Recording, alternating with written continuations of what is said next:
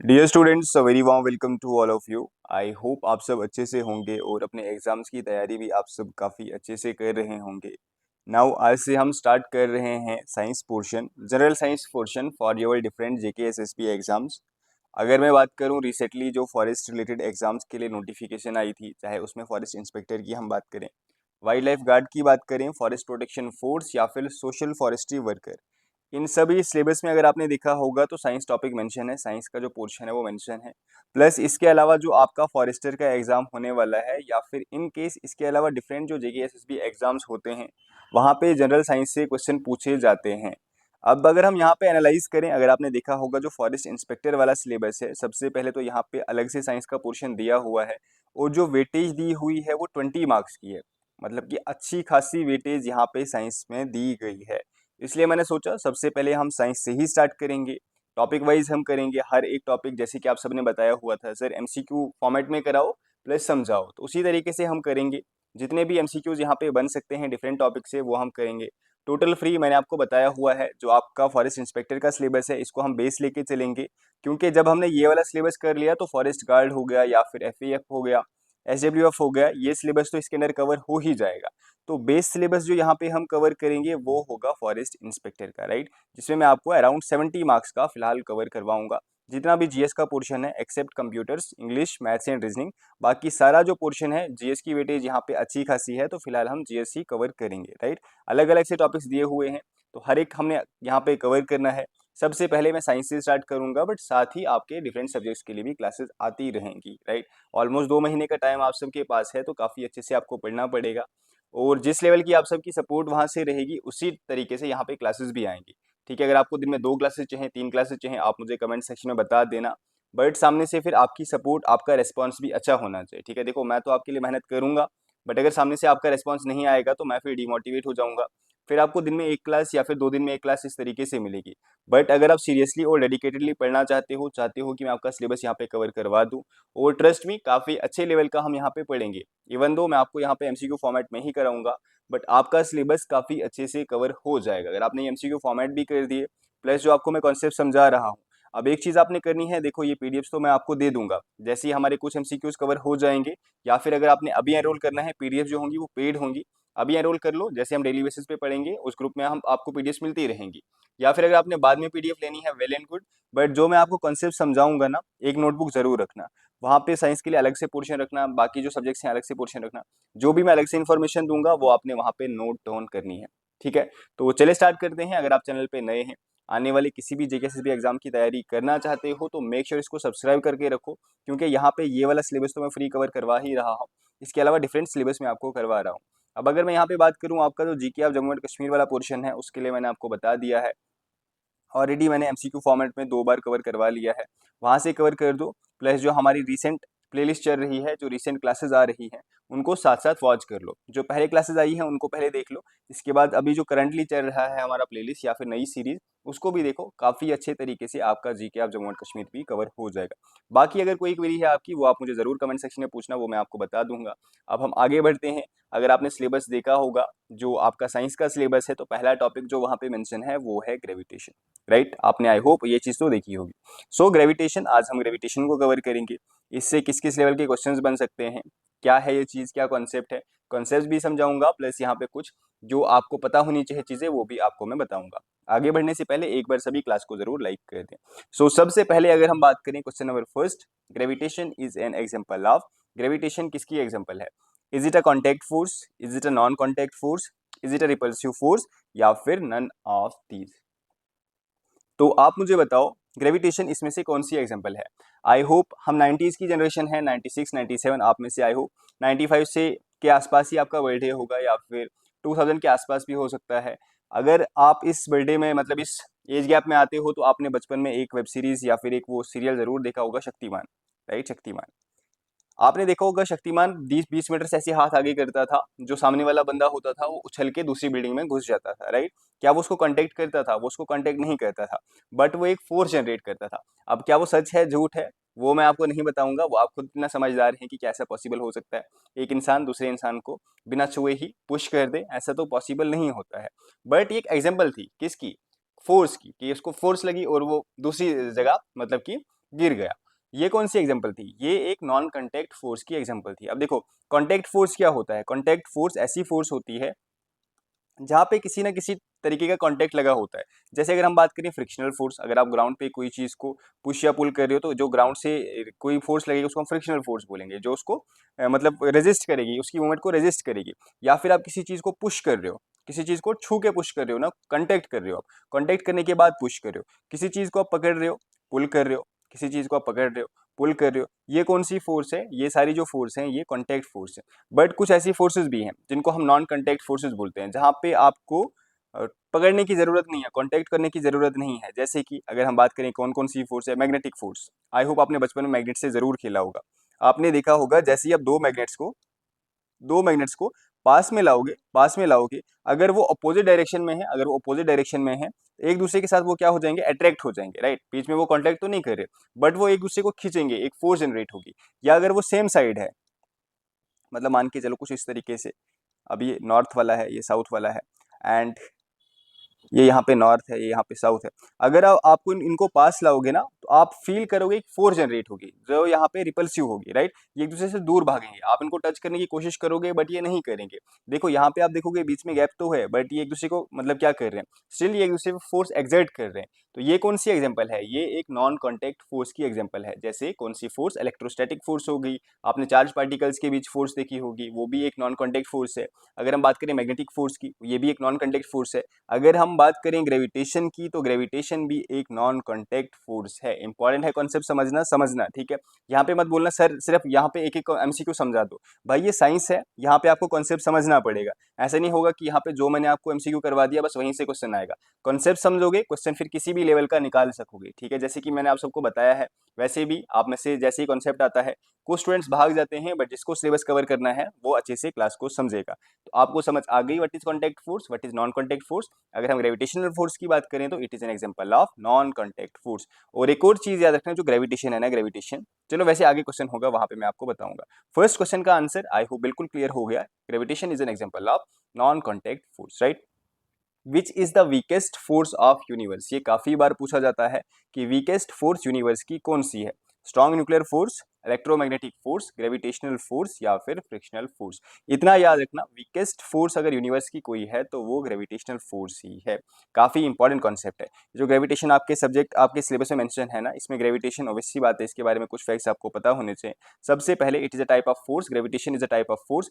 अब I hope आपको force के बारे में पता होगा, मुझे यहाँ पे फोर्स को शायद बोलना पड़े। देखो फोर्स क्या होता है ना, कुछ नहीं होता। Force is a kind of action जो किसी चीज को पुल या फिर पुश करता है, ठीक है? बस इतना याद रखो, जो किसी भी चीज को पुल कर रहा है या फिर पुश कर रहा है, जिसकी वजह से कोई भी ऑब्जेक्ट जो है उसकी उसकी जो पोजीशन है, पोजीशन चेंज हो रही है। अगर पोजीशन चेंज हो गया, उसका जो मूवमेंट है, मूवमेंट हम उसकी चेंज कर रहे हैं, राइट? उसका जो शेप है, शेप चेंज कर रहे हैं, उसको हम क्या बोलते हैं? It is a kind of action which is मतलब या तो पुल है या फिर पुश है, जिसकी वजह से कोई भी ऑब्जेक्ट जो है उसकी पोजीशन, उसकी मूवमेंट, उसकी शेप चेंज हो रही है। अगर वो रेस्ट में है तो रेस्ट से हम उसको मोशन में ले रहे हैं, अगर वो मोशन में है तो मोशन से हम उसको रेस्ट में ला रहे हैं। वो यहाँ पे है, यहाँ से इसको हमने यहाँ पे पहुंचा दिया, ठीक है? एंड इसकी शेप इस तरीके से हमने फोर्स एक्सर्ट कर दी। आपने जो प्लास्टिक बोतल देखी होगी, उस पर जब आप फोर्स लगाओगे तो शेप कुछ ऐसी ऐसी ऐसी हो जाती है, राइट? पहले अगर वो स्ट्रेट ऐसी होगी, इस तरीके की बोतल होगी, फोर्स लगाओ तो वो कैसे चिपक सी जाती है एक दूसरे के साथ। तो ये भी एक काइंड ऑफ फोर्स है, राइट? इसकी वजह से जो पोजिशन है वो तो चेंज नहीं हुई, ना ही मूवमेंट हुई, बट इसकी शेप भी चेंज होगी। तो ये चीज आई होप आपको पता है। फोर्स क्या है? तो it is a kind of action जिसकी वजह से जो शेप है, पोजीशन है, ये सारी चीजें किसी ऑब्जेक्ट की चेंज होती हैं।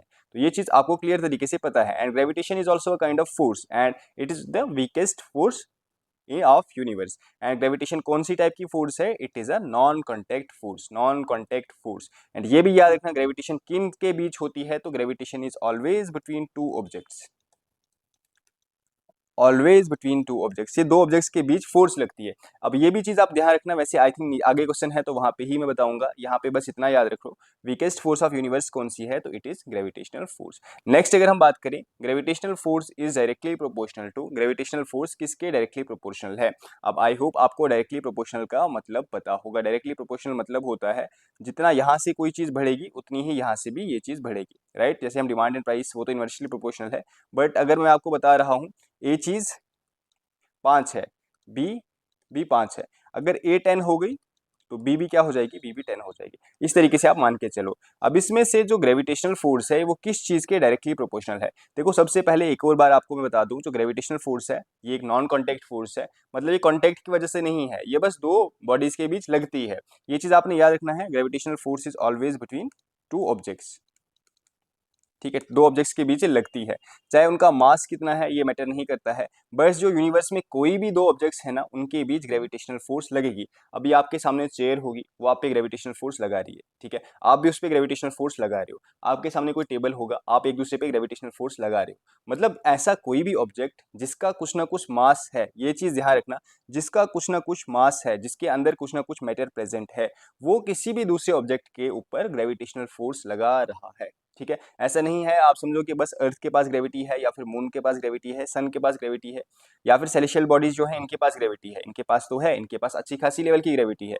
क्यों है आगे मैं आपको बताऊंगा। बट आपके जो आसपास कोई छोटा सा ऑब्जेक्ट भी है ना, जिसका थोड़ा सा मास भी है, चाहे कुछ ग्राम्स में है या फिर कुछ मिलीलीटर्स में है, जो भी कोई ऑब्जेक्ट है, लिक्विड फॉर्मेट में हो सकता है या फिर सॉलिड फॉर्मेट में हो सकता है, वो एक दूसरे के ऊपर फोर्स लगा रहे हैं, राइट। अगर आपके सामने पेन है, वो भी आपके ऊपर ग्रेविटेशनल फोर्स लगा रहा है, आप भी उसके ऊपर ग्रेविटेशनल फोर्स लगा रहे हो, ये भी आपने ध्यान रखना है। कोई भी चीज आपके आसपास है ना, आप एक दूसरे के ऊपर ग्रेविटेशनल फोर्स लगा रहे हो, बट आप एक दूसरे को खींच क्यों नहीं रहे हो? क्योंकि ये जो फोर्स है ना, ये काफी मिनिमम है। आप समझ रहे हो, मतलब आपको मैंने बताया it is the weakest force of universe. और जो ऑब्जेक्ट्स, ये डिपेंड करता है ऑब्जेक्ट्स का जो मास है वो कितना है, राइट। तो जितना ज्यादा मास होगा उतना ज्यादा यहाँ पे ग्रेविटेशनल फोर्स लगेगी। इसका क्या मतलब हुआ? It is directly proportional to product of masses between two objects. मतलब कि जितना बड़ा मास होगा उतनी ही ज्यादा ग्रेविटेशनल फोर्स लगेगी। अब आप बोलोगे अर्थ का ग्रेविटेशनल फोर्स है, अर्थ हमें खुद की तरफ खींचती है। एक बड़ा सा द ग्रेट खली आएगा, द ग्रेट खली किसी छोटे से बच्चे को अपनी तरफ क्यों नहीं खींचेगा? लाइक जैसे ये खली आएगा तो कोई बच्चा उसकी तरफ अट्रैक्ट क्यों नहीं होगा, मतलब कि खींच के क्यों नहीं जाएगा? या फिर किसी पेन को तो खींच ही सकता है। स्टिल अगर हम यहाँ पे देखें, हमारी नजर से तो ग्रेट खली का जो मास है काफी बड़ा है, बट स्टिल इतना बड़ा उसका मास नहीं है कि वो इतनी ज्यादा ग्रेविटेशनल फोर्स लगा सके कि किसी ऑब्जेक्ट को अपनी तरफ अट्रैक्ट कर सके, राइट। इसके लिए जो ऑब्जेक्ट्स का मतलब मास होना चाहिए काफी ह्यूज होना चाहिए, इसके बाद ही वहां पे ग्रेविटेशनल फोर्स लगेगी। जैसे अगर आप अर्थ का देखोगे तो अर्थ खुद ही देखो आप कितना ज्यादा मास अर्थ का है, उसके बाद यहाँ पे ग्रेविटेशनल फोर्स लगती है। आई होप ये चीज आपको क्लियर होगी that gravitational force is directly proportional to product of masses. जितना ज्यादा मास होगा, जितना ज्यादा मास होगा, उतनी ही ज्यादा यहाँ पे ग्रेविटेशनल फोर्स लगेगी, उतनी ही ज्यादा यहाँ पे ग्रेविटेशनल फोर्स लगेगी। क्लियर है? I hope it is very much clear to you. एक और चीज यहाँ पे ध्यान रखना है, ये भी ध्यान रखना, ये भी काफी इंपॉर्टेंट है कि जितना ज्यादा डिस्टेंस होगा, जितना ज्यादा डिस्टेंस होगा, जितना ज्यादा डिस्टेंस होगा किसी दो ऑब्जेक्ट्स के बीच, उतनी कम ग्रेविटेशनल फोर्स लगेगी। तो अगर हम बात करें यहाँ पे ग्रेविटेशनल फोर्स, देखो यहाँ पे मैंने ये लाया हुआ है, देखो वेलोसिटी से कोई कंसर्न नहीं है, एंगुलर मोमेंटम से कोई बात नहीं है, बस इतना याद रखना, gravitational force is directly proportional to product of masses between two objects and distance between them. अब बिटवीन टू ऑब्जेक्ट्स, क्योंकि फोर्स ऑब्वियसली दो ऑब्जेक्ट्स के बीच में ही लगेगी ना, तो इसलिए product of masses between two objects. अब इसके लिए अगर हम फॉर्मूला देखें ना, देखो ये जो फोर्स है, फोर्स जो ग्रेविटेशनल फोर्स है, it is directly proportional to, इसको हम डायरेक्टली प्रोपोर्शनल बोलते हैं, ठीक है। यहाँ पे मेरे पास साइन नहीं था तो मैंने यहाँ पे इन्फिनिटी वाला लगा दिया है। It is directly proportional to mass of one object multiply by mass of second object and raise to power radius का स्क्वायर। ये जो आर है ना, it is distance, it is distance. अब देखो यहाँ पे, अब हमने अगर यहाँ पे साइन को चेंज करना है तो यहाँ पे हम एक कांस्टेंट लेते हैं जिसको हम बोलते हैं जी। इस जी को हम बोलते हैं यूनिवर्सल कांस्टेंट। इसकी वैल्यू क्या होती है तो याद रखना है, ये इंपॉर्टेंट है, ये इंपॉर्टेंट है। हो सकता है आपको डेरिवेशन में ना आए, ऐसे ही क्वेश्चन आ जाए, तो आपको याद रखना है ये जो जी होता है यूनिवर्सल कांस्टेंट, ये कैपिटल जी है। आगे हम अभी स्मॉल जी भी पढ़ेंगे, तो डिफरेंस आपने याद रखना है। आगे मैं आपको बताऊंगा what is the difference between capital G and small G. ये वाला जो जी है ना, इट इज यूनिवर्सल कांस्टेंट। ये आप यूनिवर्स में कहीं भी जाओगे ना, ये इक्वल ही रहेगा, इसकी वैल्यू सेम ही रहेगी। अब ये वैल्यू आपने याद रखनी, इट इज इक्वल टू 6.674 या फिर 6.67, इतना भी आप याद रख लो, multiply by 10⁻⁻11 newton metre square kilogram inverse. ये इनवर्स है यहाँ पे, ठीक है, ये आपने याद रखना है। इसका जो वैल्यू है वो आप यहाँ पे याद रखोगे, 6.67 into 10⁻11 newton metre square kilogram inverse, right. ये किसकी वैल्यू है? ये इस जी की वैल्यू है, जिसको हम यूनिवर्सल कांस्टेंट बोलते हैं। ये कभी भी चेंज नहीं होगी, अगर चेंज नहीं होगी तो ये वैल्यू आपको याद रखनी है। सबसे पहले ये वैल्यू आपको याद रखनी है। अब ये मैंने आपको बता दिया, अगर हमने यहाँ पे साइन चेंज करना है तो F force is equal to G, ये हम कांस्टेंट लेंगे, mass of one object mass of second object raise to power 2, radius R का स्क्वायर। आर क्या है? It is the distance between two objects. अब देखो ये आर जो है, आप मुझे बताओ, फोर्स, फोर्स ये फोर्स है ना, अब आप मुझे बताओ, ये आर अगर हम बढ़ाएंगे, ये आर अगर हम बढ़ाएंगे, फोर्स कम होगी या फिर ज्यादा? फोर्स कम होगी या फिर ज़्यादा? आई होप आपको बेसिक मैथ्स तो पता होगा। देखो ये इन्वर्सली प्रोपोर्शनल है, ये इन्वर्सली प्रोपोर्शनल है।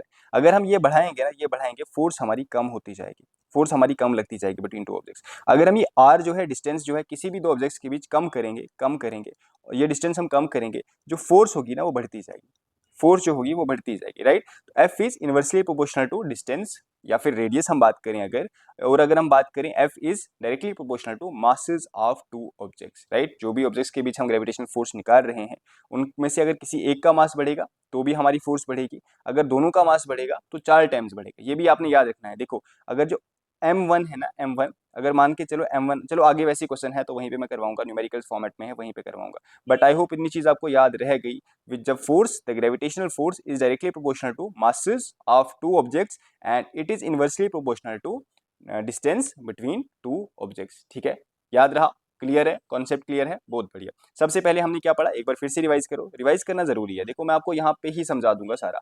सबसे पहले हमने क्या पढ़ा, जो ग्रेविटेशनल फोर्स है ये एक कॉन्टैक्ट फोर्स है या फिर नॉन कॉन्टैक्ट फोर्स है, तो it is a kind of non contact force. मतलब कि ये कॉन्टैक्ट जरूरी नहीं है, यहाँ पे कोई भी दो ऑब्जेक्ट्स यूनिवर्स में हैं तो वो एक दूसरे पे ग्रेविटेशनल फोर्स लगा रहे हैं। एंड नॉन कॉन्टैक्ट फोर्सेज की हमने और एग्जांपल्स पढ़ी, जैसे कि मैग्नेटिक फोर्स हमने पढ़ा, इलेक्ट्रोस्टैटिक फोर्स पढ़ा।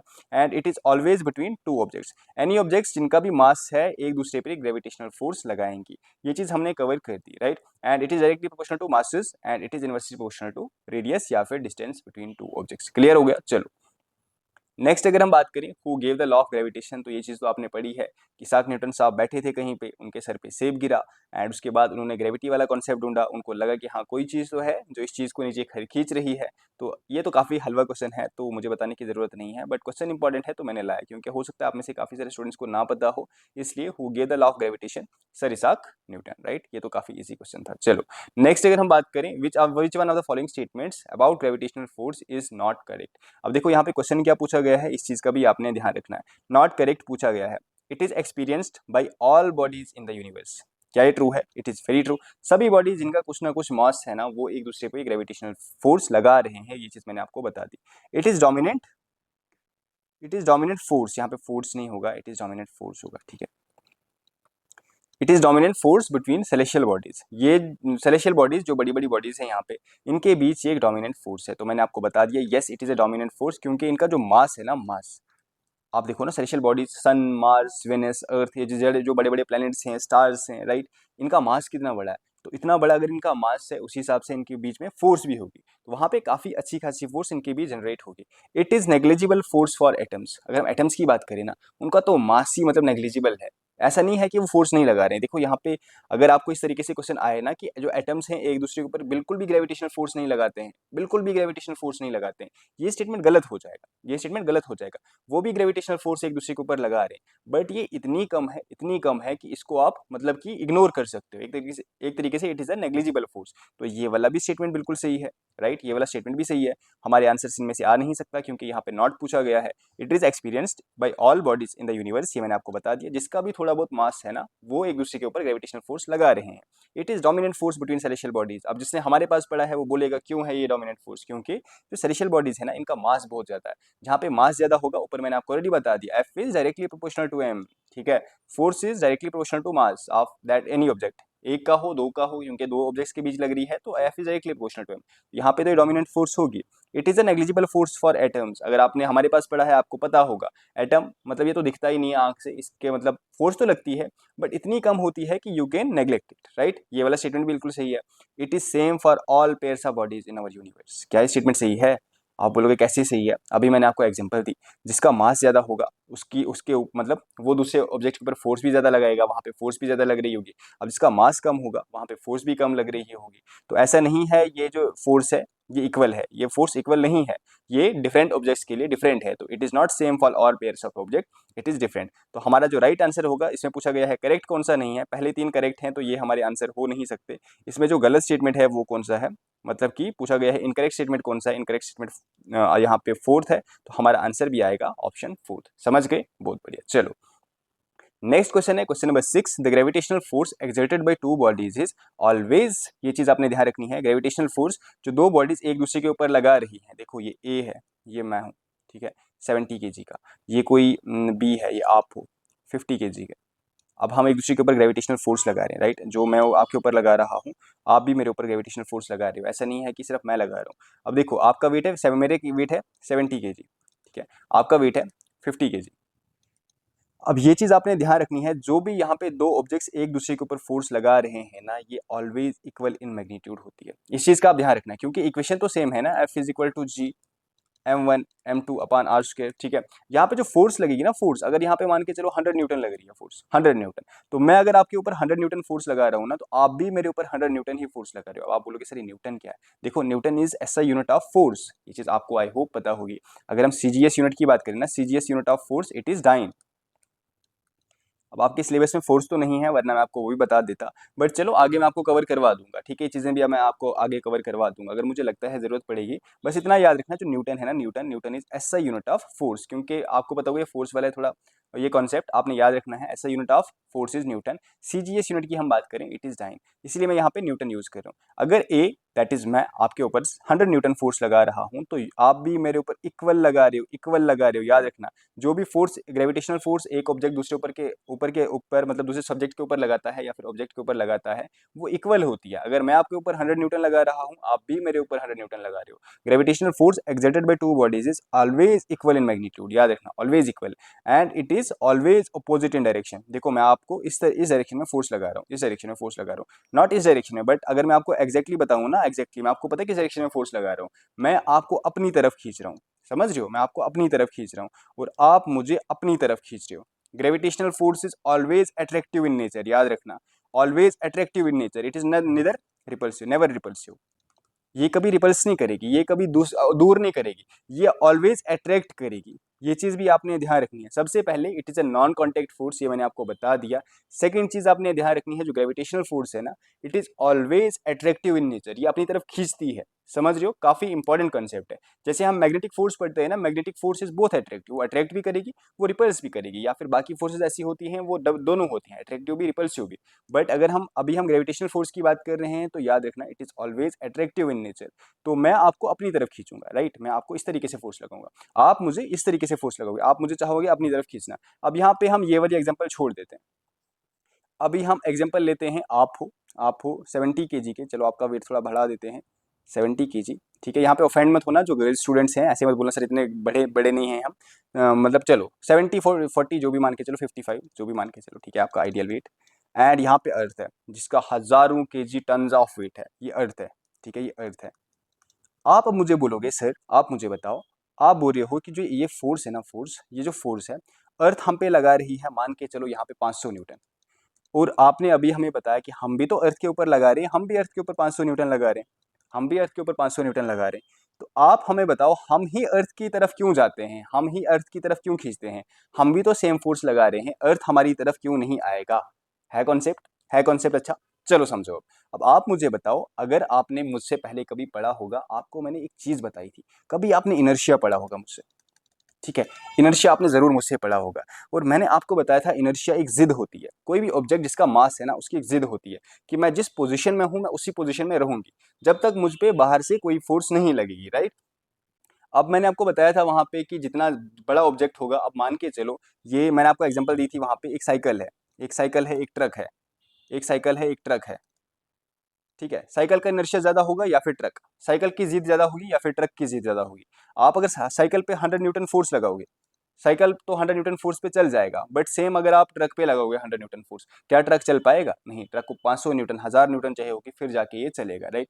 वैसे अगर मैं बताऊं ना आपको, यहाँ पे आप फोर्स तो इक्वल लगा रहे हो, बट आप यहाँ पे इनर्शिया भी तो देखो, आप इतू से हो अर्थ के ऊपर, इतू से हो, अर्थ तो आपको इजीली खींच लेगी। क्या आप अर्थ को खींच पाओगे? इसका इनर्शिया बहुत ज्यादा है, इसका मास जो है बहुत ज्यादा है, आप इसको खींच नहीं पाओगे। हाँ, अगर अर्थ का वेट भी उतना ही होता, या फिर आप 70 kg हो, अर्थ का वेट यहाँ पे 69 kg अगर होता फॉर इंस्टेंस, फिर आप इजीली खींच पाते हो अर्थ को अपनी साइड, ठीक है। मतलब कि यहाँ पे 70 kg पे तो आप खींच नहीं पाओगे, आप अभी नहीं बोल पाओगे कि सर जो मुझसे कम वेट में है, ये मैं क्यों नहीं खींच पा रहा हूँ, क्योंकि बहुत मिनिमल है। मतलब मान के चलो, अर्थ का तो 69 नहीं होने से रहा, आपका वेट है 9 × 10⁻⁴ बहुत ज्यादा, ठीक है, इतना है, एंड अर्थ का उससे कम है, फिर जाके आप कहीं अर्थ को अपनी तरफ खींच सकते हो। मतलब कि अर्थ का अगर आपसे कम होगा ना, फिर आप अर्थ को अपनी तरफ खींच सकते हो। तो ये चीज आपने ध्यान देनी है। फोर्स तो यहाँ पे इक्वल लग रही है, बट यहाँ पे इनर्शिया अर्थ का बहुत ज्यादा है कंपेयर टू योर इनर्शिया, क्योंकि अर्थ का जो मास है वो काफी बड़ा है।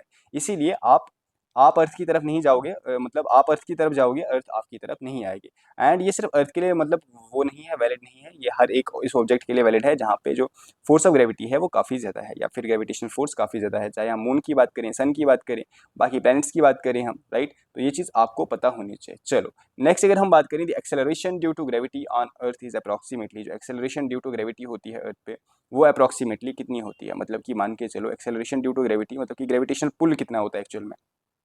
ये कोई बिल्डिंग है, यहाँ से आपने कोई चीज़ फेंकी, ये नीचे ग्राउंड है, ये नीचे ग्राउंड है, राइट। यहाँ पे आपने फ्री फॉल, ऐसा नहीं कि आपने फोर्स से फेंका, ऐसे नहीं आपने फोर्स से फेंकना है, फोर्स से नहीं फेंकना है इसको, बस आपने हाथ में पकड़ी कोई चीज़ और आपने हाथ खोल दिया, राइट, और वो खुद जाएगी ना, वो फ्री फॉल होगा उसका, राइट, इसका फ्री फॉल होगा। अगर आप फोर्स लगाओगे तो वो फिर एडिशनल फोर्स है, उसकी बात नहीं हम करें, एडिशनल फोर्स नहीं लगानी है, एक तो आपने खींच के मारा ना पत्थर नीचे, वो नहीं करो, आपने सिर्फ छोड़ दिया कोई ऑब्जेक्ट, राइट, आपने सिर्फ हाथ खोला और यहाँ से कोई ऑब्जेक्ट छोड़ दिया। अब ग्राउंड पे ये जो स्पीड से जाएगा ना, वो किस स्पीड से जाएगा, इसको हम बोलते हैं अर्थ की ग्रेविटी। ये आपने याद रखना है, it is 9.8 metres per second square. ये काफी इंपॉर्टेंट है, it is 9.8 metres per second square. अब कभी कभार हम इसको अपने न्यूमेरिकल्स वगैरह के लिए आपको वैल्यू दी भी होगी कि इसको आप जो ग्रेविटी है इसको हम जी से डिनोट करते हैं, वैसे आगे मैं आपको बताऊंगा, आगे क्वेश्चन हैं। बस इतना याद रखना, जो एक्सेलरेशन ड्यू टू ग्रेविटी है it is equal to 9.8 metre per second square. जो अर्थ की ग्रेविटी है, ये जो वैल्यू निकाली है, it is equal to 9.8 metres per second square. चलो नेक्स्ट यहाँ पे क्वेश्चन है, the force of gravitation is maximum at, force of gravitation maximum कहाँ पे है। सो फोर्स ऑफ ग्रेविटी, देखो आप बताओगे सर आप एमसीक्यूज ही करवा रहे हो, 8वें एमसीक्यूज पे हो, अभी आपके 25 मिनट की क्लास हो गई है, तो ऐसा नहीं है, मैं आपको बस एमसीक्यूज करवा रहा हूँ, मैंने आपको बताया हुआ है पूरे एमसीक्यू के थ्रू ही मैं आपका पूरा टॉपिक कवर करवाऊंगा। तो ये पूरा टॉपिक कवर हो रहा है, बस एमसीक्यू तो यहाँ पे मैंने थोड़ा इसलिए लाए हुए हैं कि चलो आपको लगे कि एमसीक्यूज भी हमारे सॉल्व हो रहे हैं, बट मैं आपको पूरा कॉन्सेप्ट समझा रहा हूँ, तो इस चीज़ का आपने थोड़ा ध्यान रखना है, राइट। क्लास अगर आपको पसंद आ रही है तो मेक श्योर लाइक भी कर दें, इनकेस अगर अभी तक आपने नहीं किया है, आई होप आपने किया ही होगा, यहाँ तक आए हो तो डेफिनेटली। एंड अगर हम बात करें यहाँ पे force of gravitation is maximum कहाँ पे मैक्सिमम होती है, तो आपको पता होगा ये हमारा अर्थ है, ठीक है। हम वेरी बैड एट ड्राइंग, थोड़ा सा पहले ही प्लेन कर देते हैं यहाँ से, ठीक है, इस तरीके की कुछ अर्थ है, ठीक है। चलो अब अगर आप यहाँ पे एनालाइज करोगे ना, ये अर्थ का सेंटर है, जो ग्रेविटेशन फोर्स लगती है ना वो हमेशा हम इस सेंटर से लेते हैं, ये याद रखना। जो अर्थ की ग्रेविटी लगती है ना वो यहाँ से लगती है, यहाँ से, इस तरफ भी यहीं से लगेगी, इस तरफ, इस तरफ, इस तरफ, इस तरफ, इस तरफ, इस तरफ, हर तरफ, मतलब हर जगह यहीं से लगेगी, यहीं से लगेगी। ये यहाँ से यहाँ, ये एवरेज तो हमने लिया है 9.8 metres per second square, 9.8 metres per second square, ये यहाँ से लिया, याद रखना। अब पूछा गया है ग्रेविटेशनल फोर्स मैक्सिमम कहाँ पे लगेगी, बताओ मुझे। अब आपको अगर आइडिया होगा बताओ, ये जो है ना यहाँ पे ये वाला जो एरिया है, इक्वेटर वाला जो एरिया है, इक्वेटर वाला एरिया, यहाँ पे रेडियस सबसे ज्यादा है अर्थ का, ठीक है, अराउंड 6378 किलोमीटर्स यहाँ पे एरिया है। अगर हम मतलब यहाँ से इक्वेटर से यहाँ तक का डिस्टेंस, ये वाला जो एरिया है, it is equal to 6378 kilometres. अगर हम ये वाला रेडियस देखें ना, ये वाला रेडियस, ये ऊपर पोल्स है ना, नॉर्थ पोल है, ये साउथ पोल है, ये जो डिस्टेंस है ना, ये जो डिस्टेंस, ये जो आर है हमारा, इसका जो डिस्टेंस है ये है अराउंड 6356 किलोमीटर्स या फिर 57 किलोमीटर्स, इसके आसपास है, 57 किलोमीटर्स लेके चलो। तो आप अगर डिफरेंस यहाँ पे देख पाओगे ना, अराउंड 21 किलोमीटर्स का डिफरेंस है, ठीक है। मतलब कि जो पोल का डिफरेंस है, रेडियस है या फिर डिस्टेंस है, वो 21 किलोमीटर्स इक्वेटर के डिस्टेंस से कम है। अब आप मुझे बताओ, जो ऊपर मैंने आपको डायरेक्टली प्रोपोर्शनल और इन्वर्सली प्रोपोर्शनल का कॉन्सेप्ट बताया, that force is inversely proportional to distance. अब आप मुझे बताओ लॉजिक लगा के कि जो ग्रेविटेशनल फोर्स होगी वो ज्यादा कहाँ पे लगेगी, नॉर्थ पोल साउथ पोल पे लगेगी, या फिर इक्वेटर पे लगेगी, या फिर ट्रॉपिक ऑफ कैंसर और ट्रॉपिक ऑफ कैप्रिकॉन। वो यहाँ पे हो गया ना, Tropic of Cancer 23.5 north, 23.5 south, Tropic of Capricorn, right. आप मुझे बताओ फोर्स सबसे ज्यादा कहाँ पे लगेगी, ग्रेविटेशनल फोर्स सबसे ज्यादा कहाँ पे होगी। आप बताओगे जो ग्रेविटेशनल फोर्स होगी वो सबसे ज्यादा कहाँ पे होगी, पोल्स पे होगी, पोल्स पे होगी। क्यों होगी, क्योंकि यहाँ का जो डिस्टेंस है वो कम है, और ऊपर ही सर आपने हमें बताया कि जहाँ पे डिस्टेंस कम होगा वहाँ पे फोर्स ज्यादा लगेगी, क्योंकि force is directly inversely proportional to distance. तो राइट आंसर क्या रहेगा हमारा, the force of gravitation is maximum at poles, ठीक है। और क्यों है पोल्स के लिए, मैंने आपको यहाँ पे क्लियरली बता दिया, यहाँ पे जो डिस्टेंस है पोल्स पे, क्योंकि अर्थ एक कंप्लीट स्फीयर नहीं है, हमने पढ़ा है it is a type of ellipsoid shape है, जो पोल्स में थोड़ा सा मतलब क्या है, फ्लैटेंड है, राइट। तो यहाँ पे जो फोर्स होगी ना वो ज्यादा लगेगी, क्योंकि यहाँ पे डिस्टेंस कम है। I hope it is very much clear. चलो नेक्स्ट अगर हम बात करें, the gravitational force between two bodies becomes 1/4 when, 1/4 हो जाएगी जब mass is हाउड, distance is doubled, mass is doubled, या फिर डिस्टेंस इज हाउ, मतलब कि 1/4 कब हो जाएगी, 1/4 का यहाँ पे मतलब है अगर पहले 100 न्यूटन लग रही है, अब यहाँ पे 25 न्यूटन ही लग रही है, राइट। तो ये कब पॉसिबल होगा, जब मास को हम आधा कर देंगे, या फिर हम डिस्टेंस को डबल कर देंगे, या फिर हम मास को डबल कर देंगे, या फिर हम डिस्टेंस को आधा कर देंगे। देखो अब यहाँ पे दो तो हम सीधे ही एलिमिनेट कर सकते हैं, mass is हाउड, mass is doubled, ये दो तो आंसर आ नहीं सकते, इनमें से कोई एक आ सकता है, इन दो में से भी कोई एक आ सकता है, राइट। अब देखो डिस्टेंस को अगर हम आधा करेंगे तो हमने पढ़ा है distance is inversely proportional to force, तो ये तो आएगा नहीं। अगर हम यहाँ पे आधे की बात कर रहे हैं, मतलब कि 100 से 25 न्यूटन हो रहा है, कम हो रहा है, तो मतलब कि डिस्टेंस तो यहाँ पे कम ही होगा, डिस्टेंस मतलब यहाँ पे बढ़ेगा नहीं, राइट। मतलब डिस्टेंस बढ़ेगा, ये चीज याद रखना, फोर्स कम हो रही है ना, तो मतलब डिस्टेंस बढ़ेगा, ये आंसर आएगा नहीं। Mass is double, mass double नहीं होगा, मास डबल होगा तो मास तो डायरेक्टली प्रोपोर्शनल है फोर्स की, ये भी आंसर नहीं आएगा। मास इज हाउड या फिर डिस्टेंस इज डबल, तो ये चीज आपने याद रखना है, जब भी आप डिस्टेंस को डबल करोगे ना, जो फोर्स होगी वो सीधे 1/4 कम हो जाएगी, ठीक है, फोर्स जो होगी 1/4 कम हो जाएगी। एंड इसका वाइस वर्सा भी है, अगर आप डिस्टेंस को आधा कर दोगे ना, डिस्टेंस को आधा कर दोगे, जैसे कि यहाँ पे है, डिस्टेंस को आधा कर दोगे आप, जो फोर्स होगी ना वो यहाँ पे 4 टाइम्स हो जाएगी, 4 टाइम्स हो जाएगी। मान के चलो जो 100 न्यूटन फोर्स है, अगर आपने डिस्टेंस को डबल कर दिया तो फोर्स यहाँ पे 400 न्यूटन हो जाएगी, मतलब कि डिस्टेंस को आपने आधा कर दिया, फोर्स यहाँ पे 400 न्यूटन हो जाएगी। तो ये भी बिल्कुल ट्रू है। चलो, मास इज डिफाइंड एज, अब अगर हम मास की बात करें, व्हाट एग्जैक्टली इज मास, क्या होता है मास। जैसे आपने देखा होगा ना, आप बोलते हो कहीं पे भी जाते हो आप बोलते हो सर मुझे वेट चेक करना है, वो जो आप वेट चेक करते हो ना, वो एक्चुअल में वेट नहीं होता, ये चीज़ भी आपने ध्यान रखनी है, राइट। वो जो आप चेक कर रहे होते हैं ना, वो आप मास चेक कर रहे होते हो। आप साइंस स्टूडेंट्स हो, अगर आपने एस्पायरेंट्स से साइंस पढ़ी है, मुझसे साइंस पढ़ी है, नेक्स्ट टाइम आप जब बोलोगे ना मुझे वेट चेक करना है, तो वहाँ पे ये मत बोलना मुझे वेट चेक करना है, ठीक है। वेट एक फोर्स है, राइट, ये चीज़ आपको पता होनी चाहिए, वेट एक फोर्स है। आप जो चेक करते हो ना, एक्चुअल में वो आपका मास होता है। तो नेक्स्ट टाइम आप किसी को पूछोगे आपका वेट क्या है, ये मत पूछना आपका वेट क्या है, ये पूछना आपका मास क्या है, राइट। तो मास होता है the force with which earth pulls an object, नहीं the quantity of matter in a body, the space occupied by an object, the size of the object. तो राइट आंसर इसका क्या रहेगा, mass is the quantity of matter in a body. आपकी body में कितना matter present है, right. आपकी bones, आपका वाटर, आपका जितने भी मसल्स हैं, जो भी चीज़ें आपकी बॉडी में प्रेजेंट हैं, इसका इसका क्वांटिटी, इसकी क्वांटिटी कितनी है, इसको हम क्या बोलते हैं, मास, ठीक है। अब जिसमें बहुत ज़्यादा भरा हुआ है वो उसका मास ज़्यादा होगा, जो छोटा सा है उसके अंदर मास कम होगा। तो जो भी मैटर आपकी बॉडी के अंदर प्रेजेंट होता है, जिसको आप एक्चुअल में वो वेट बोलते हो, बट वो वेट नहीं होता। अब जैसे आपका अभी 55 केजी होगा, और मास का ऐसा यूनिट भी आपने याद रखना है, इट इज़ केजी, राइट। आपका 55 केजी होगा, 60 होगा, 70 होगा, 80 होगा, 90 होगा, जो भी आपका होगा, ये सारा क्या है, इसको हम वेट बोलते हैं, बट ये एक्चुअल में वेट नहीं है, इट इज़ मास। ये चीज़ आपने ध्यान देनी है, right. The quantity of matter, जो भी आपकी बॉडी में क्वांटिटी पड़ी है मैटर की, उसको हम क्या बोलते हैं, it is known as mass, right. अगर हम बात करें ऐसा यूनिट ऑफ मास क्या है, न्यूटन, किलोग्राम, ग्राम, पाउंड, काफ़ी इंपॉर्टेंट है, याद रखना, S I unit of mass is kilogram, क्योंकि आगे मैं न्यूमेरिकल्स दूंगा तो वहाँ पे फिर आप फंसोगे।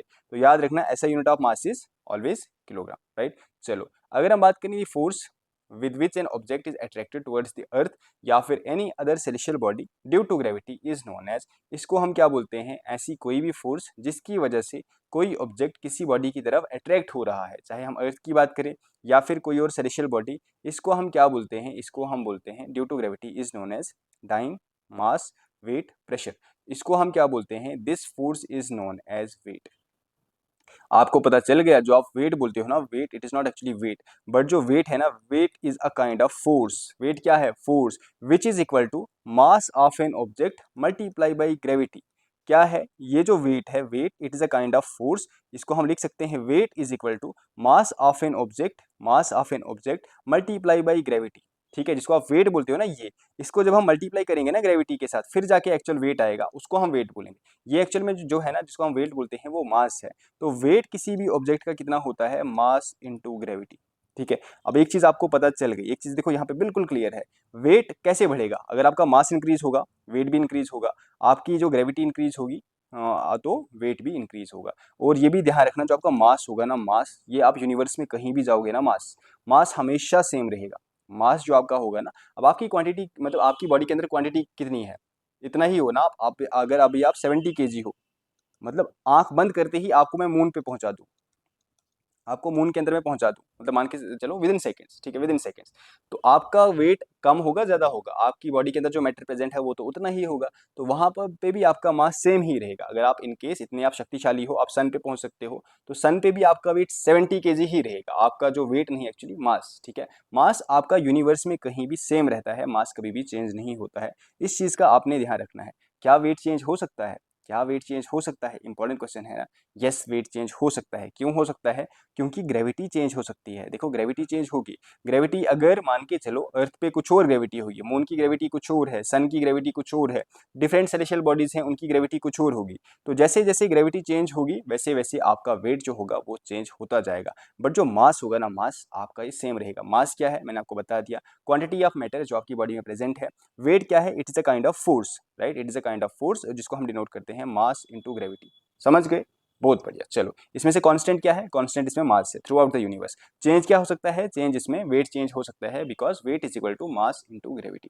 समझ गए? कोई कंफ्यूजन नहीं है? बहुत बढ़िया। चलो नेक्स्ट अगर हम बात करें, वेट इज अ, वेट क्या है? Scalar quantity, vector quantity, dimensionless quantity या फिर कांस्टेंट एवरीवेयर। देखो कांस्टेंट एवरीवेयर की तो बात नहीं है, weight is a vector quantity, it has both direction as well as magnitude, ठीक है। ऐसा यूनिट वेट का क्या है? What is the SI unit of weight? Kilogram, metre, joule या फिर न्यूटन। देखो जैसे हमने ऐसा यूनिट पढ़ा मास का, मास का ऐसा यूनिट है किलोग्राम, ठीक है। लेंथ का है मीटर, एनर्जी का है जूल। अगर हम यहाँ पे बात करें ना ऐसा यूनिट ऑफ वेट क्या है, तो SI unit of weight is newton. और फोर्स का क्या है? फोर्स का भी ऐसा यूनिट न्यूटन ही है। तो मतलब क्लियर है, ये चीज तो क्लियर है, वेट कुछ नहीं है but it is a kind of force, right, weight is a kind of force. और फोर्स का न्यूटन है तो वेट का भी न्यूटन ही आएगा ना, सिंपल सी बात है, काफी हलवा क्वेश्चन है। चलो, which are the following changes with location, इसमें से कौन सी चीज लोकेशन के हिसाब से चेंज हो सकती है? लाइक मून पे आप हो तो आपका डिफरेंट है, अर्थ पे आप हो तो डिफरेंट है, सन पे है तो डिफरेंट है, किसी और सेलेशियल बॉडी पे हो तो आपकी ये चीज़ डिफरेंट है। क्या ये मास है, डेंसिटी है, वेट है, वॉल्यूम है? राइट आंसर क्या रहेगा? तो आपको मैंने बता दिया, वेट जो होगा वो लोकेशन के हिसाब से चेंज होता रहेगा, क्योंकि यहाँ पे weight is a kind of force which is equal to mass into gravity. अब अर्थ पे ग्रेविटी डिफरेंट है, मून पे ग्रेविटी डिफरेंट है, सन पे ग्रेविटी डिफरेंट है, तो ये चेंज होता रहेगा, राइट। चलो नेक्स्ट क्वेश्चन की अगर हम बात करें, a person weighs less on the moon than on the earth, because यहाँ पे इसका जो पर्सन का जो वेट होता है वो मून पे क्या होता है? कम होता है कंपेयर टू अर्थ। क्यों? ऐसा क्यों? लेसर मास ऑन मून, जो लेस मास ऑन मून, इसका जो मास होता है मून पे कम होता है। Less gravity on moon, moon is smaller, moon is farther. ये मतलब क्या है, इसका कॉन्सेप्ट क्या है? तो देखो मास तो चेंज नहीं होता है, तो ये वाला हमारा स्टेटमेंट चला गया। Less gravity on moon, moon पे जो ग्रेविटी है वो कितनी है? देखो मून पे जो ग्रेविटी है ना वो 1/6 है अर्थ के, 1/6 है अर्थ के। जहाँ पे जो ग्रेविटेशनल फोर्स लगती है वो लगती है 9.8 मीटर पर सेकंड स्क्वायर। जो यहाँ पे लगती है मून पे वो है 1.67, या फिर आप टू बी प्रिसाइज 1.6 लेते हो, 1.6। अगर आप 1.6 मल्टीप्लाई बाई 6 करोगे तो वो 9.8 के आसपास ही आती है, राइट। तो जो मून पे ग्रेविटी लगती है वो 1.6 मीटर। देखो इनका ही पूछा जाता है, यहाँ पे ही आपको क्वेश्चंस निकालने होते हैं। और ये भी याद रखना, जो सन पे ग्रेविटी लगती है, सन पे ग्रेविटी लगती है, ये लगती है 274 मीटर्स पर सेकंड स्क्वायर। तो ये भी काफ़ी इंपॉर्टेंट है, ये भी आपने ध्यान रखना है। 274 मीटर्स पर सेकंड स्क्वायर, ठीक है। अगर 1 किलोग्राम पे, यहाँ पे 1 किलोग्राम पे अगर इतना इतना यहाँ पे फोर्स लग रही है, 1 किलोग्राम पे यहाँ पे इतनी ही लगेगी, 1 किलोग्राम पे यहाँ पे कितनी लगेगी, तो ये भी आपने ध्यान रखना है, 2.74 metres per second square, right. चलो नेक्स्ट अगर हम बात करें, a body of mass 60 kg, what is it's weight on earth. किसी बॉडी का जो मास है वो 60 kg है, इसका वेट अर्थ पे कितना होगा? टेक जी, देखो ये जी आपको दिया होगा, अगर दिया है तो वेल एंड गुड, नहीं दिया है तो आपने 9.8 लगाना है। अब वेट कैसे निकालना है? फॉर्मूला मैंने आपको ऊपर बताया था ना, वेट कैसे निकालना। Weight is equal to mass into gravity. कितना इजी है, हलवा क्वेश्चन है, राइट। यहाँ पे मास हमारे पास दिया हुआ है 60, ग्रेविटी भी दी है, क्या बात है, ठीक है 10। एंड यहाँ पे देखो, अब ये चीज ध्यान रखनी, 60 इंटू 10 कितना होता है? 600। क्या केजी? क्या केजी? यहाँ पे डाइन क्या आएगा? लाइक डाइन भी आ सकता है, केजी, या फिर क्या आएगा, वाट आएगा, जूल आएगा। यहाँ पे ये क्या आएगा, आप मुझे बताओ, यूनिट क्या आएगा? तो ये चीज ध्यान रखना यहाँ पे। अब ऐसा नहीं कि हाँ क्वेश्चन देख लिया मैंने, पहला ऑप्शन लगा दिया तो आपका आंसर हो जाएगा टोटल गलत, ठीक है। यहाँ पे सीधे आपके 1.25 मार्क्स चले जाएंगे। आपको पूछा क्या गया है? आपको वेट पूछा गया है, मैंने आपको वेट का यूनिट बताया हुआ है, वेट का यूनिट है न्यूटन, तो इसका राइट आंसर फर्स्ट ऑप्शन नहीं आएगा, इसका राइट आंसर आएगा 600 न्यूटन। इस तरीके से भी आप कंफ्यूज हो सकते हो, आप यहाँ पे आंसर तो सही मार्क करोगे, मतलब कि आपने यहाँ पे वैल्यू तो सही निकाली है, बट इस छोटी सी चीज़ की वजह से आपने क्वेश्चन अगर सही नहीं पढ़ा है तो यहाँ पे गड़बड़ कर सकते हो, मतलब कि होती है ऐसी गड़बड़, इसलिए मैं आपको बता रहा हूँ। तो यूनिट भी आपने ध्यान रखना है। जो केजी है ये किसका है? तो ये है वेट का फोर्स मास का यूनिट, राइट। एंड अगर हम यहाँ पे बात करें ग्रेविटी या फिर वेट की बात करें, हम वेट का जो यूनिट है इट इज न्यूटन, राइट। तो क्लियर हो गया, अगर कोई भी बॉडी जिसका मास 60 kg है अर्थ पे, ठीक है, मास अर्थ पे ही, अर्थ की ही बात हो रही है, पूछा गया है वेट कितना होगा, तो हम यहाँ पे वेट करते हैं ना, हम अपना वेट चेक करते हैं, तो ये हमारा वेट नहीं है एक्चुअल में, ये हमारा क्या है, ये हमारा मास है। अब अपना अपना वेट आज सभी निकाल लेना, ठीक है, और मुझे कमेंट सेक्शन में बता देना आप सबका अब एग्जैक्ट वेट क्या है। अभी तक जो आप निकाल रहे थे ना, वो वेट नहीं था, वो क्या था, वो आपका था मास, राइट। अब अपना भी मैं अगर आपको बताऊं, एग्जैक्टली वेट तो नहीं पता है मुझे, चलो 70 × अभी हम जी को 10 ही लेते हैं, या फिर 9.8 भी ले सकते हैं हम, 9.8, 7 और ये कितना होता है 63, राइट, 0.56 नहीं, इसी तरीके से ना 63.56, राइट, ये आएगा शायद 635, 635 के आसपास आएगा, राइट, +6 आई थिंक इतना कुछ आएगा। या फिर अगर हम इसको 10 भी ले लें, 10 भी इसको अगर हम मान के चलें, तो ये आता है अराउंड 700 के आसपास, राइट। तो इस तरीके से आपका जो वेट है वो निकल के आएगा, 700 वर्ट 700 न्यूटन्स, ठीक है। चलो नेक्स्ट अगर हम बात करें, a body has a mass of 30 kg, what is it's weight on moon. क्या डिफिकल्ट क्वेश्चन है, बिल्कुल भी डिफिकल्ट क्वेश्चन नहीं है। पूछा गया है एक बॉडी जो है, इसका मास जो है कितना है, 30 kg है, राइट। इसका वेट मून पे कितना होगा। अब आपको मैंने बताया है जो मून पे ग्रेविटेशनल फोर्स होती है ना, वो होती है 1.6 मीटर पर सेकंड स्क्वायर। अब देखो ये 2-3 वैल्यूज आपको याद करनी पड़ेंगी। एक तो जी की मैंने आपको बता दी, जो यूनिवर्सल कांस्टेंट है कैपिटल जी, इसकी याद रखना। अर्थ का जो ग्रेविटेशनल पुल है वो कितना है, 9.8 मीटर्स पर सेकंड स्क्वायर, ठीक है। एंड इसके बाद हम मून की बात करें 1.6 मीटर्स पर सेकंड स्क्वायर, और उसके बाद सन का भी याद रखना, इट इज इक्वल टू 274। इसके अलावा आपको नहीं पूछा जाएगा मीटर्स पर सेकंड स्क्वायर, ठीक है। इसके अलावा नहीं पूछा जाता है जनरली, यहाँ पे आपका अर्थ मून ज़्यादा यही पूछा जाता है, एंड मैक्सिमम यहाँ पे सन का पूछा जा सकता है, इसके अलावा तो नहीं पूछा जाता है, राइट। अब पूछा गया है कोई भी ऐसा ऑब्जेक्ट जिसका वेट मास जो है 30 kg है, पूछा गया है इसका वेट मून पे कितना होगा, तो मून पे कितना होगा, mass weight is equal to mass into force, right. अगर हम वेट की बात करें, is equal to mass into force, mass हमारे पास दिया हुआ है 30 kg, फोर्स हमें पता है, फोर्स कौन सी फोर्स नहीं, मास इंटू ग्रेविटी, राइट। ग्रेविटी हमें कौन सी लगानी है, 9.8 मीटर्स नहीं, 9.8 मीटर्स नहीं लगानी है, हमें लगानी है यहाँ पे मून की ग्रेविटी। मून का पूछा गया है ना, तो मून पे है 1.6। अब अगर आप इसको प्लस करोगे तो ये आता है I think 48, right, if I am not wrong, it should be 48, right, it should be 48 क्या केजीज, नो 48 केजीज नहीं आएगा, इसका राइट आंसर आएगा 48 न्यूटन। तो राइट आंसर इसका रहेगा ऑप्शन 2, समझ गए। चलिए बहुत बढ़िया। नेक्स्ट अगर हम बात करें, if an object weighs 150 newtons on earth, what will be its weight on moon. पूछा गया है इसका वेट जो होगा मून पे कितना होगा। देखो वेट यहाँ भी दिया गया है, वेट यहाँ भी दिया गया है, कन्वर्ट हमें करना ही नहीं है, सिंपल हमें कॉन्सेप्ट लगाना है। अगर इसका जो वेट है 150 न्यूटन ऑन अर्थ है, तो कितना होगा मून पे। हमें पता है जो भी वेट यहाँ पे होता है ना अर्थ का, उसका 1/6 होता है, उसका 1/6 होता है मून पे, कितना 1/6, मतलब कि उससे हमने 5 हिस्से कम, बल्कि छठवां हिस्सा यहाँ पे मतलब मून पे होगा। तो राइट आंसर क्या रहेगा, हम सीधे से करेंगे 150 1/6, आंसर इसका क्या आएगा, तो आंसर इसका आएगा 25 न्यूटन, ठीक है। अब देखो यहाँ पे एक और कॉन्सेप्ट बनता है कि इफ अ बॉडी जो यहाँ पे जंप करता है, अर्थ पे जंप करता है 10 मीटर्स, 10 मीटर्स ऐसे कर नहीं सकता है कोई जंप, बट मान के चलो कोई ऑब्जेक्ट जो है वो यहाँ पे 10 मीटर्स जंप कर सकता है, तो बताओ मून पे कितना जंप करेगा। तो मून पे जंप करेगा मल्टीप्लाई बाई 6 करना है, मल्टीप्लाई बाई 6, क्योंकि यहाँ वहाँ पे ग्रेविटेशनल फोर्स 1/6 कम लग रही है ना, तो उतना वो ज्यादा जंप करेगा, उतना वो ज्यादा ऊपर जा सकता है, राइट। तो वहाँ पे जंप करेगा वो 60 मीटर्स, ठीक है। जहाँ पे जो 10 मीटर जंप कर रहा है, मून पे वो 60 मीटर जंप करेगा। तो इस तरीके से क्वेश्चन बन सकते हैं, ये सारे क्वेश्चन प्रैक्टिस से ही आएंगे, आपने थोड़ा एक बार कॉन्सेप्ट समझ लो, बाकी क्वेश्चन तो आप इजीली निकाल सकते हो, राइट। चलो नेक्स्ट अगर हम क्वेश्चन की बात करें, if a body has a mass of 1 kg, its weight on sun is approximately, इसका वेट सन पे कितना होगा। अगर इसका जो मास है 1 kg है, तो सीधी सी बात है, मास यहाँ पे देखो फिर से लगाओ लगाओ फॉर्मूला लगाओ, डरना नहीं है। देखो weight is equal to mass into gravity,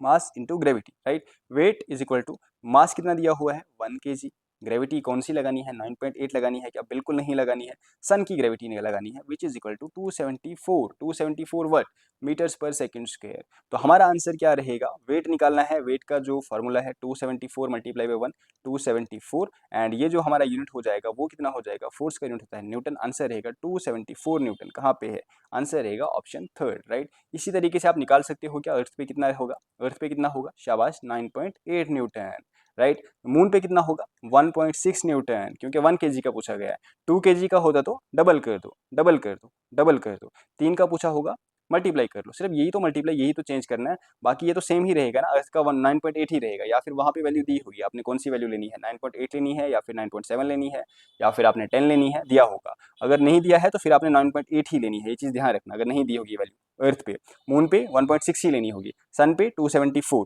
ठीक है, 274 मीटर पर सेकंड स्क्वायर। देखो अब सन कितना बड़ा है, अर्थ से कितनी ज़्यादा यहाँ पे फोर्स लग रही है, कितनी ज़्यादा ग्रेविटी यहाँ पे, ग्रेविटेशनल पुल यहाँ पे है, राइट। तो यहाँ पे राइट आंसर रहेगा 274। ये तो हमने 1 kg का निकाला, अब आई होप आप 2 kg का भी निकाल सकोगे, सिर्फ यहाँ पे ही तो चेंज करना है, 2 kg, 3 kg, 4, 5, 6, 7, 8, और बाकी बेसिक तो कैलकुलेशन आपको आती ही है, प्लस माइनस मल्टीप्लाई डिवाइड, ये सारी चीज़ें तो आपको आती ही होंगी, राइट। चलो अब इसका आंसर आप मुझे कमेंट सेक्शन में दे दो, मुझे ये भी पता चले कि आप में से किस किस ने क्लास एंड तक देखी है और आप में से किस किस को क्लास अच्छे से समझ आई है। मैंने कोशिश की है कि हर एक एंगल से जो यहाँ पे जीके एसएसबी लेवल के क्वेश्चंस बनते हैं, ना ज़्यादा डेप्थ में ना ज़्यादा बेसिक, एक मॉडरेट लेवल का मैं फिलहाल पढ़ा के चल रहा हूँ। अब आप मुझे बताओ आपको और डेप्थ में जाना है तो मैं और डेप्थ में जाऊँगा, बट जेके एसएसबी इसी लेवल का पूछेगा, ठीक है, ना इससे ज़्यादा डीप जाएगा वो, ना इससे बेसिक पूछेगा, बेसिक से मॉडरेट टू थोड़ा टफ लेवल में आपको करवा रहा हूँ। आप बताओ आपको आज की क्लास कैसी लगी, इसी तरीके से आपने करनी है क्या, लाएंगे हम एमसीक्यू फॉर्मेट में क्लासेस और आपको मैं काफ़ी अच्छे से यहाँ पे समझा दूंगा, राइट। बट इसका आंसर आप सबने कमेंट सेक्शन में देना है।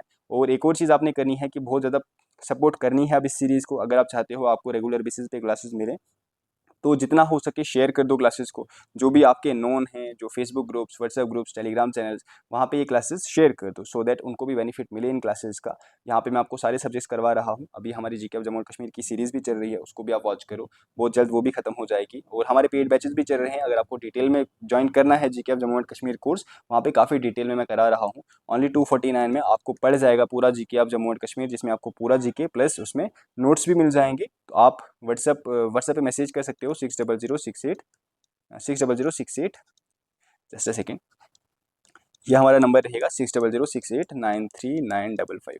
आप यहाँ पे व्हाट्सएप कर सकते हो, आपको लिंक मिल जाएगा, प्लस एप्लीकेशन का लिंक मैं आप सबको कमेंट सेक्शन में भी दे दूंगा, तो वहाँ से जाके भी आप डाउनलोड कर सकते हैं। बाकी आपने इसका आंसर मुझे दे देना है, the mass of a body is 70 kg on earth, what will be its mass on moon, right. है इजी क्वेश्चन या फिर डिफिकल्ट है, आप मुझे कमेंट सेक्शन में बताओगे।